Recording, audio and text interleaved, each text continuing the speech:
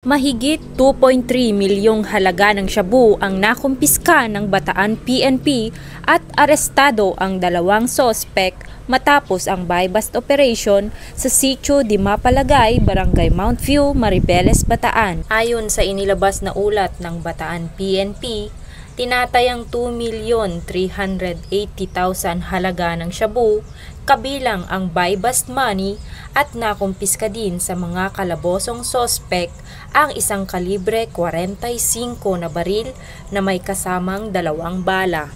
Matagumpay ang ikinasang operasyon sa ilalim ng pamumuno ni Police Colonel Palmer Z. Tria, Provincial Director ng Bataan Police Provincial Office, katuwang ang Maribeles PNP. Dagdag pa dito, kabilang sa high-value individual ang dalawang sospek na kung saan kilalang aktibo sa pagbebenta at kalakalan sa ipinagbabawal na gamot. Dahil sa matagumpay na operasyon, kasalukuyang nasa kustodiya ng Maribeles PNP ang dalawang sospek para sa dokumentasyon at tamang disposisyon na kung saan nahaharap ang mga ito sa kasong paglabag sa RA 9165 o Comprehensive Dangerous Drugs Act of 2002 at RA 10591.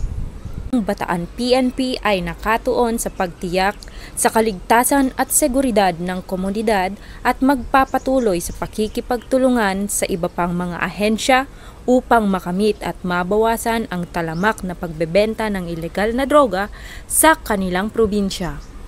Tiniyak ni Police Brigadier General Hidalgo sa publiko ang patuloy na pagbabantay at nangangako ng higit pang makabuluhang resulta sa pangangalaga sa ating mga kabataan at mga potensyal na biktima mula sa salot na pang-aabuso sa ilegal na droga.